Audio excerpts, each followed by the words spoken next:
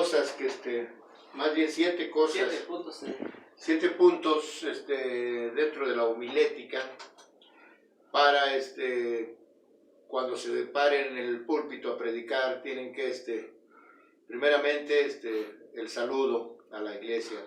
Paz. Amada iglesia en Cristo Jesús, paz a ustedes, o que la paz del Señor sea con ustedes.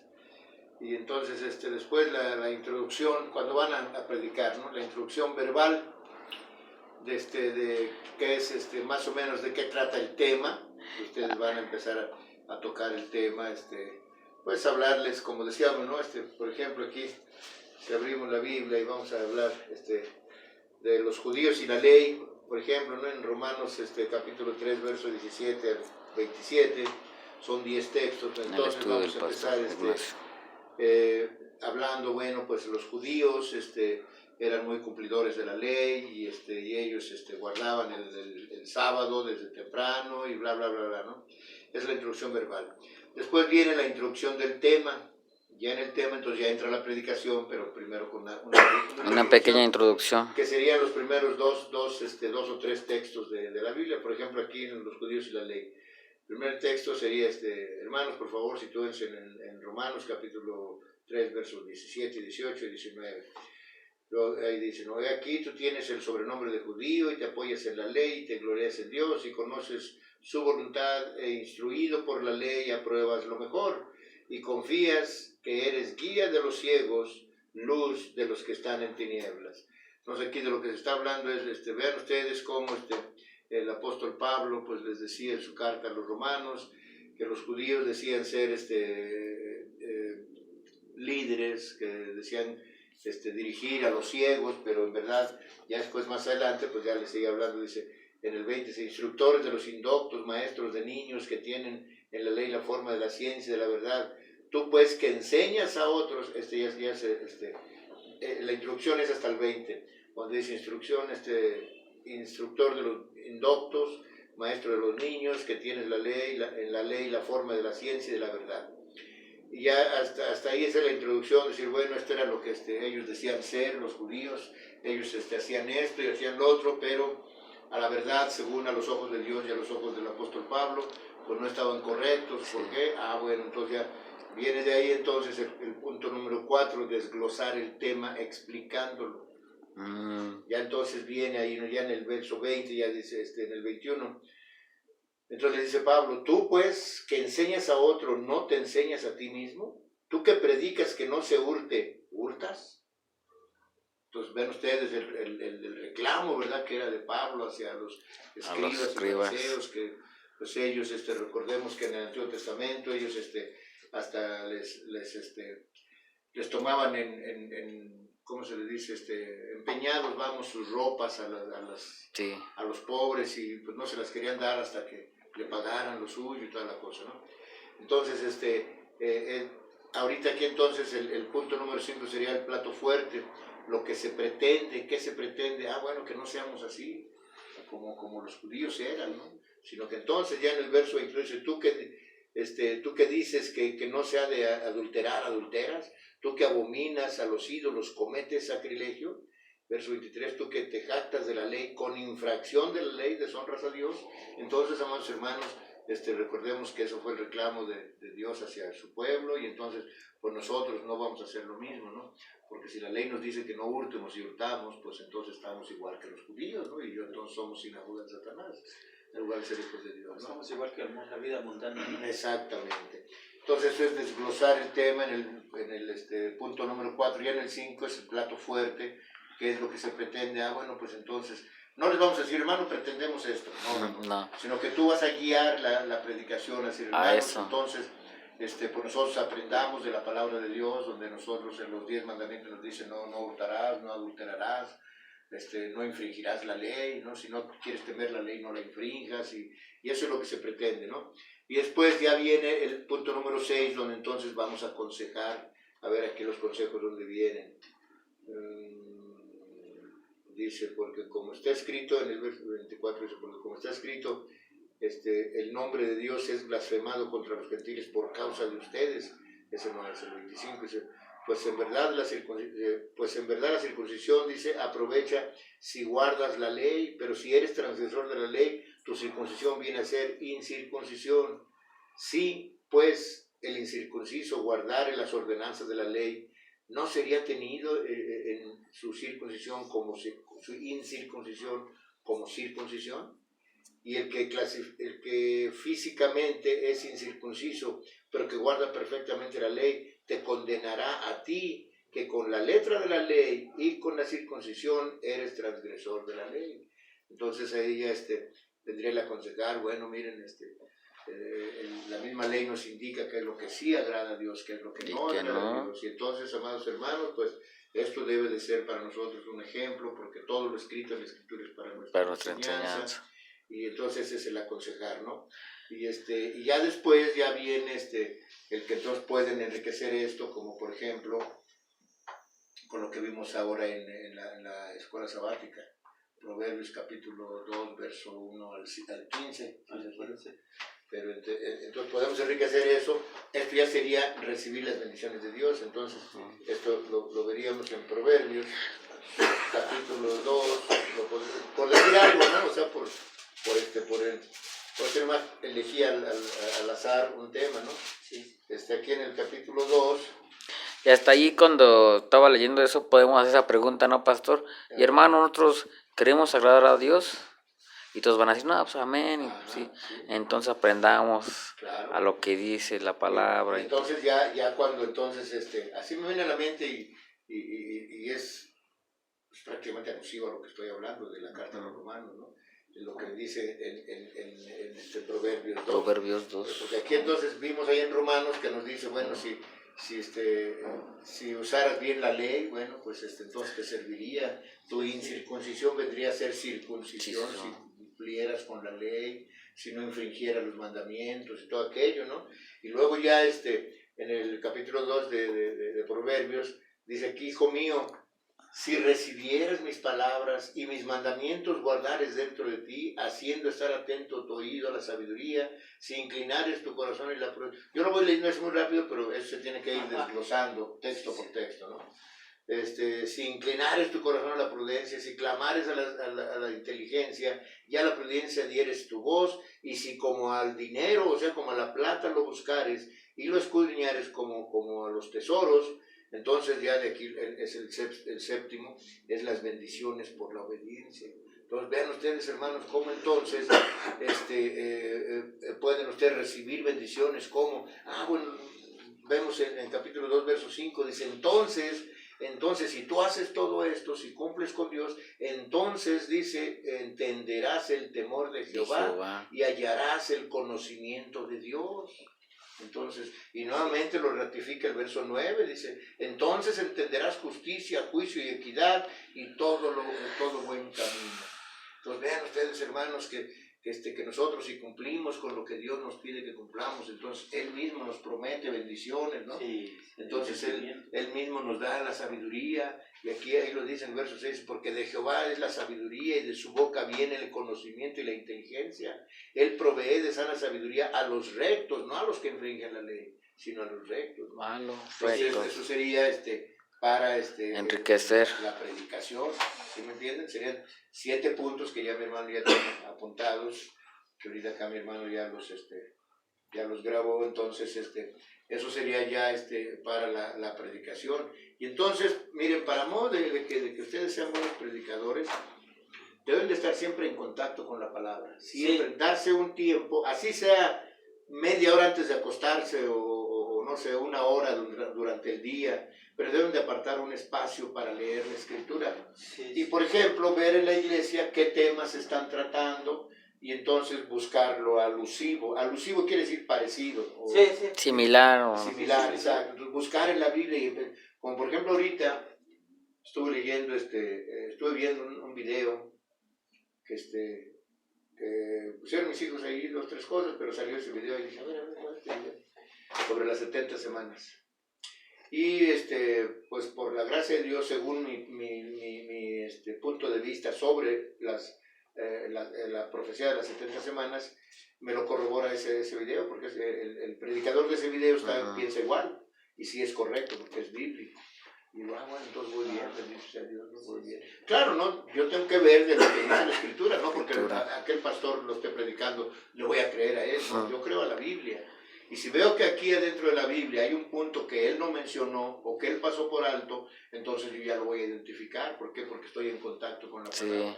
Sí. Y vean ustedes cómo, como decía él otra vez, el hermano Tino, pues él no nació aprendiendo, sabiendo albañilería. Él fue aprendiendo, ¿no? A través del tiempo. Exacto, y se fue metiendo de ayudante, de media cuchara, y hasta que ya dijo, pues yo mero lo hago. Entonces, así mismo, y así mismo nos hacemos diestros. Exacto. Pero esto necesitan ustedes estar en contacto. Dos cosas importantes en la vida de un cristiano, que es la oración y la lectura bíblica. Eso es, no deben de dejar eso. La oración y la lectura bíblica es lo que nos va a llevar a un conocimiento pleno de la palabra de Dios. Y luego que, pues bueno, si cumplimos con todo lo demás, ahí lo acabamos de leer nuevamente, y si quieren apúntenlo, Proverbios 2, 6, 2, 5 y 6. No, de hecho 5 1 al 5, ¿no? No, es 1 al 10, es 1 al 10. Segunda de Proverbios 2, 1 al 10. Eso es. Y entonces ahí vemos, nos lo dice claramente, entonces dice, entenderás el temor de Jehová y hallarás el conocimiento de Dios, porque Jehová da la sabiduría. O sea, de él viene la sabiduría. De él viene todo. Pero si no lo buscas, a través de escuchar, a través de entender, a través de buscar. Así es. Y entonces viene el entendimiento, pero más como dice, por la oración, la fe. O sea, en sus oraciones ustedes deben de pedirle a Dios, Señor, permíteme escudriñar tu palabra, déjame conocer tu palabra, Señor. Pero Dios tiene que ver en tu corazón sinceridad. Si nomás lo dices de aquí para afuera, el Señor te va, así como dicen por ahí, te va a cachar en la mentira. Sí. Dice, no, pues no. Si lo dijo tiene que ver en tu corazón la sinceridad, ¿no? Si lo dijo con su pueblo, ¿no? Exacto. Este pueblo de labios me honra, pero de corazón está muy lejos. Sí, Jeremías, ¿qué? 6:27 me parece. Sí, entonces este pueblo de labios me honra nada más de puro bla, bla, bla, pero de corazón. Y así mismo en nuestras oraciones le pedimos conocerlo, pero si él conoce nuestro corazón. Exacto, entonces tenemos que eso que el verso que acaba de decir mi hermano, no estoy muy seguro si es ese, para que por si lo apuntan, para que no vayan a decir, este no es el texto. No estoy muy seguro de eso, pero sí dice claramente, este pueblo de labios me honra, pero de corazón. Sí, lo vamos a buscar muy lejos de mí. Lo voy a buscar. Y bueno, ¿ya saben ustedes cómo buscar textos? Por ejemplo, ahorita, ¿cómo vamos a... Sí. ¿Saben cómo? Yo sí, ¿no? ¿Cómo? Nos vamos hasta el último en concordancias. En las concordancias. Y vamos, ahí está por abecedario. La mayoría de Biblias traen las concordancias en orden, abecedario, ¿no? Sí. Alfabético.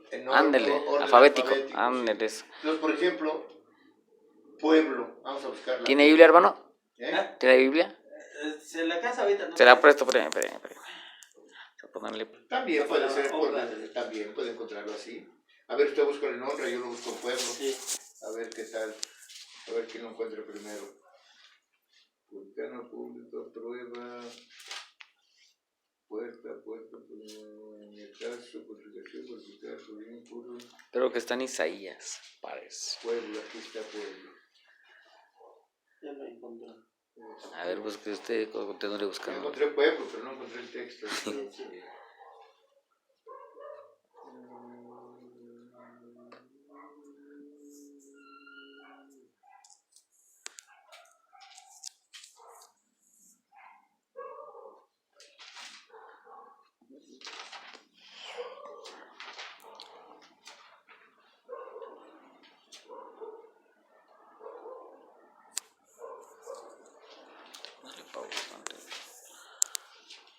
Pero su corazón está lejos de mí y su temor de mí no Isaías, es más que un mandamiento de hombres que les ha sido enseñado. Está ahí, ¿no? En Isaías. Isaías 29:13. ¿Con qué palabra lo encontró? En labios en labios. Ah, pues ni en pueblo ni en honra. Exacto. Es 29:13. Bueno, entonces, mis hermanos, a ver, ese es el punto que vamos a ver ahora. Pero así se buscan los textos, ¿no, pastor? Exactamente, así se buscan. Ahora miren, les leo. Esta última definición, basada en la experiencia interior de nuestra iglesia, nos dice que la predicación es la actualización de los hechos pasados de Dios en el tiempo presente. O sea, tenemos que predicar lo que Dios hizo por el mundo en el presente. Dice, con el fin de extender a otros el llamado de Dios a su evangelio, a la misión y a su reino. O sea, invitarlos a convertirse a Dios. De aquí puede destacarse que la predicación cristiana nace del evangelio. La iglesia predica una noticia distinta y única. El evangelio es un hecho histórico que se actualiza por la acción del Espíritu Santo en nuestra vida de iglesia. Es la predicación del evangelio lo que inspira toda iniciativa en la misión de la iglesia.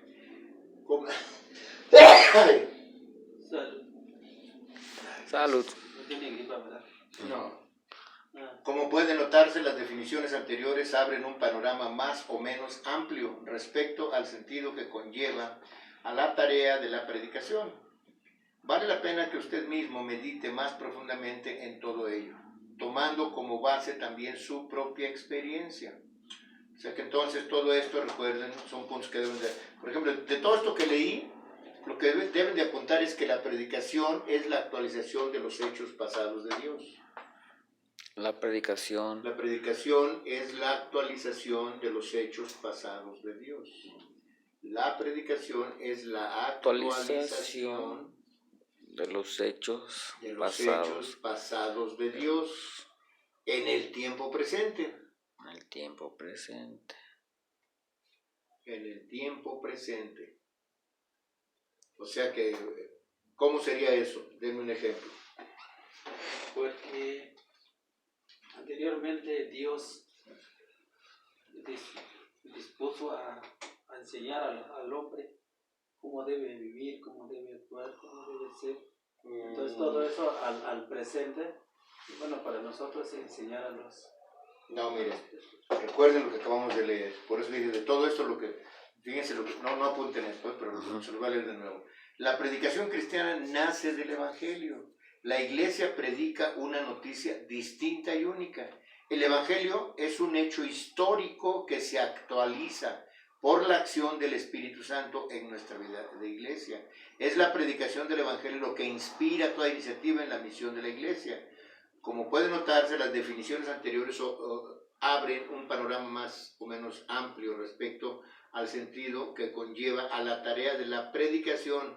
Vale la pena que usted mismo medite más profundamente en todo ello, tomando como base también su propia experiencia. Lo que aquí se tiene que predicar es, por ejemplo, recuerden, lo pasado lo tenemos que actualizar. ¿Qué es lo pasado? Bueno, estando el mundo muerto en delitos y pecados, como dice la carta a los romanos, siendo nosotros pecadores, Dios en su infinita misericordia envió a su Hijo en pago a nuestros pecados, porque nosotros tendríamos que haber estado en la cruz, nuestros pecados tendríamos que haber pagado por nuestra vida.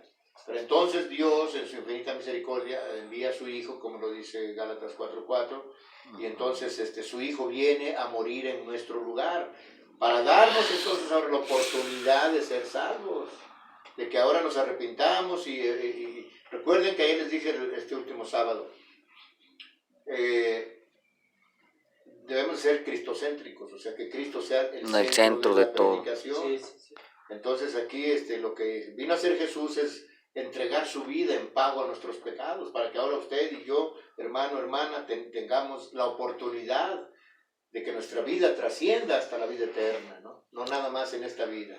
Uh-huh. Entonces, por medio del derramamiento de la preciosa sangre que nos lava nuestros pecados, del Señor Jesucristo, que el Señor Jesucristo derramó en la cruz, ahora nosotros tenemos la gran oportunidad de ser salvos por medio de su muerte, ¿no? Sí. Entonces eso es traer lo que pasó allá, traerlo a la actualidad, invitando entonces ahora al arrepentimiento a las personas, ¿no? Arrepiéntanse porque ahora Ustedes, como yo, tenemos la oportunidad, por medio de la muerte de Jesús, de ser salvos, ¿verdad? De no perecer entre los injustos, ¿verdad? Que el Señor no nos termine o nos mate espiritualmente. Sí. Y entonces traer eso al presente. al presente, exactamente. Entonces la predicación, ya lo apuntó usted, es la actualización de los hechos. De los hechos pasados de Dios en el tiempo presente. ¿Sí? En el tiempo presente. Presente. Ahora síguele apuntando ahí, yo le digo. Presente. Sí. Con el fin de extender a otros,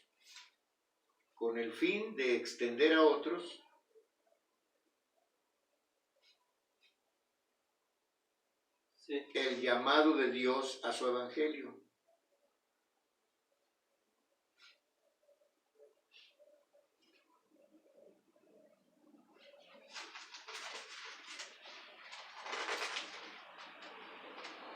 Calma, no me pongan el llamado de Dios a su evangelio.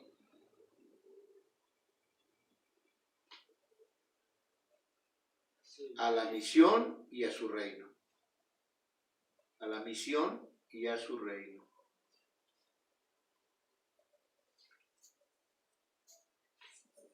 Llevarse como experiencia, ¿no? Sí, sí. Que la predicación se actualiza, o sea, lo que pasó hace 2000 años, que Dios, debe de tener muy presente ese texto de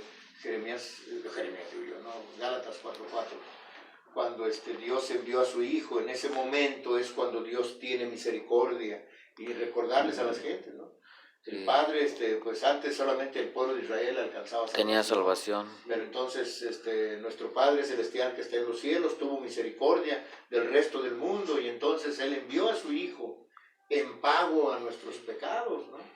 Y entonces viene Jesús y da su vida en la cruz en pago a nuestros pecados, para que ahora, por medio del arrepentimiento, puedan ustedes también obtener esa salvación que es dada por gracia. Sí, sí. Entonces traer aquello al presente, pero con la invitación de la conversión, ¿no? Sí. El arrepentimiento y la conversión. Y hacerles saber que delante de Dios están mal. Exactamente. Están muertos. Exacto. Sí, puedes también buscar los textos, ¿no? Estando nosotros muertos en delitos y pecados, en la carta a los Romanos, el Señor vino y da su vida en pago a nuestros pecados. O sea, yo hace mucho les puse un ejemplo, ¿eh? Imagínense que debemos 100 millones de pesos y que nos dicen, si no pagas 100 millones de pesos te vas a morir, te vamos a matar si no pagas.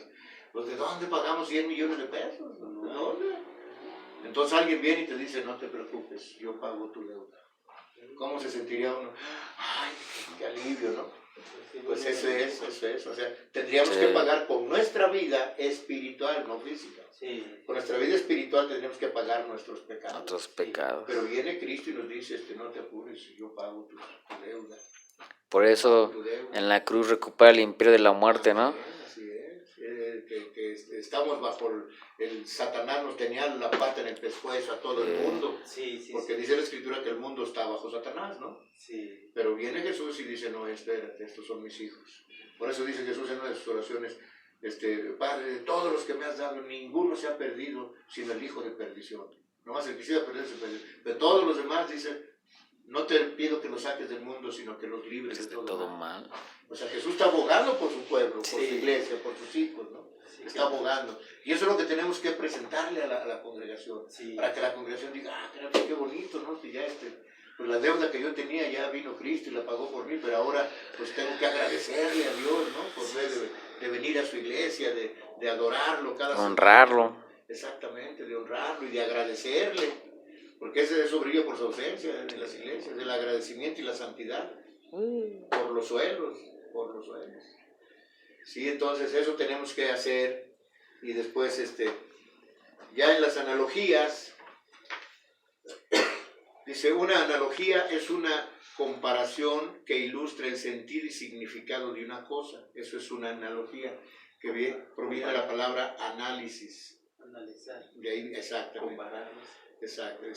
Entre algunas de las analogías se hace